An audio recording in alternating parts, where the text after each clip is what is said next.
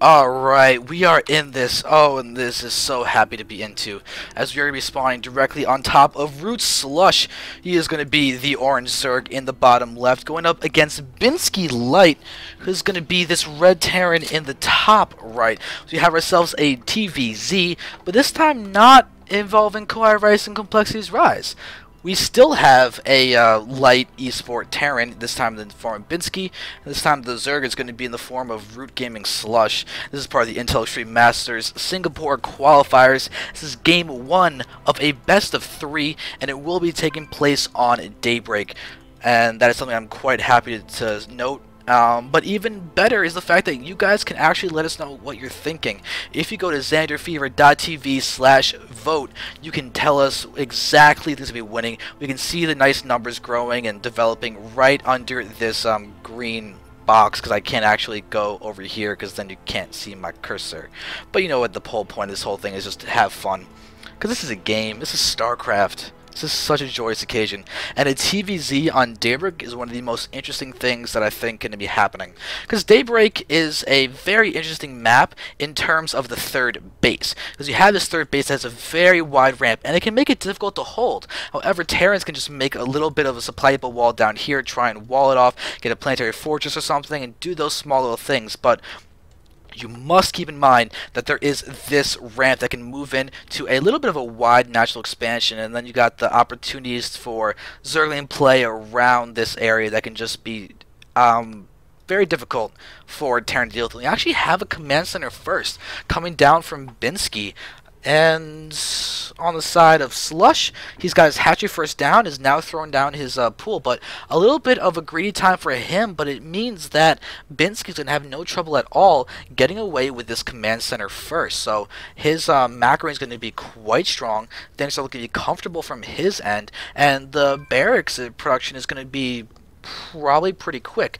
Will you have a double gas, or will it just be one gas is going to be the major question, because then we could have a really quick reactor to Hellion play, or Cloak Banshee play, or maybe even something that Kawhi Rice did, which was those double eBays at about 6:15, and then going for, instead of Cloak Banshees, just one single Banshee that did not have Cloak, and then just producing normally off that. But it looks like Binski's going to be sticking to a single refinery here. Alright, so now, looks like the voting right now is favoring Binski. Really, you guys are definitely enjoying the players from LighT Esports. So with that in mind, let's take a look and see how Binski's going to be going about this. We've got the natural about to be completed. We've got the Marines coming down, Oral Command down. We have the gas about to hit the 100 mark, and another refinery is going to be placed down as well. But should be seeing a factory next from this SCV, because that does look what the gas count is ready for. And oh, he's actually choosing to build another SCV, I think, before building the factory. There we go. And now we're probably going to be seeing a reactor, because there is no other Marine queued up.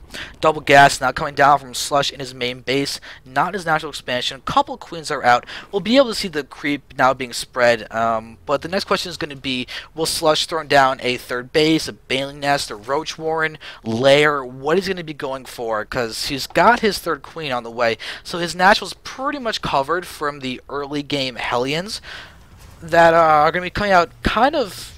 Actually, you know what? This is a really weird timing. Binski is very, very late on this reactor to swap it for the factory. He may even build a Hellion before finishing it, or just wait the almost 20 seconds. It looks like he's going to wait the almost 20 seconds. But I only think that Hellions take, what, 30 seconds to build or something? So he could have built a Hellion, and it would be more efficient than just doing this. He'd have 3 Hellions out instead of less, and yeah, Hellions are 30 seconds. It would have been just as efficient, or a little bit more efficient. Not by much. But now we've got the Roach Warren now coming down, so we're probably going to see a little bit of aggression coming out from Slush, unless he's preparing for mech, because mech does happen on Daybreak. You get the third bases, then push out and utilize the fact that there's only 3 patterns for the ground to move across. But if Slush sees us coming, he's got his Roach Warren in play, he'll be able to get out speed, he'll be able to get out drops, and then handle it back accordingly.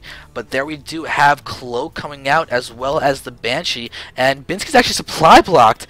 He's supply blocked. Okay, there's a slight supply depot about to complete though, so not too bad, not too much of an issue for him there.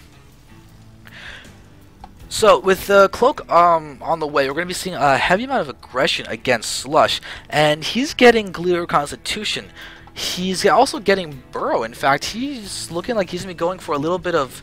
I wonder if he's going to get Tunneling Claws as well and try and utilize that, but Binski's going to go ahead and work on playing the contained game with these Hellions against Slush in order to make sure that this greedy third base is going to be able to stay alive, because you generally don't see massive tech and massive economy at the same time because your army is so weak. We literally have 2 Marines out coupled with these 4 Hellions, and that is the entire attacking force for Binski right now, except for a single Banshee, which is...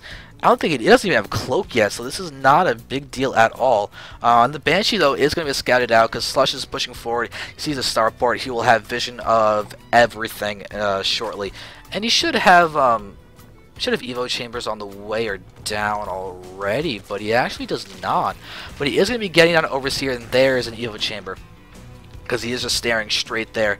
But look at the double armory. We are going to be seeing mech coming out from Binski, but he's got to stay alive until then. And Slush is just pushing forward with a fair amount of roaches, and this is a great move because of the fact that this Banshee is going to be pretty much the only real aggression to try and contain Slush. It's going to be dealt with, but oh wait, the main and the natural aren't actually connected. That's really unfortunate. This is going to be a dead Banshee as well. There we see it fall, and there we have... Oh god! He left the front door open. This Banshee needs to turn around and start being used for defense. This is so many roaches. The mech isn't ready yet. The 2 factories that are in production. They're not done yet. These armories are going to go down, and that's going to mean a really big decrease of the Thors. The Banshee is the only thing here to really defending this. SCVs are going down. Slush is doing so much damage right now.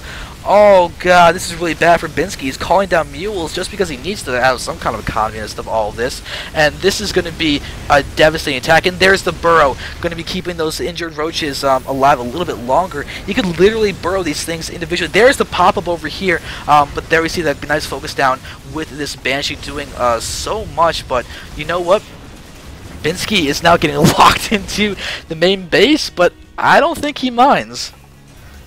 There's the scanning.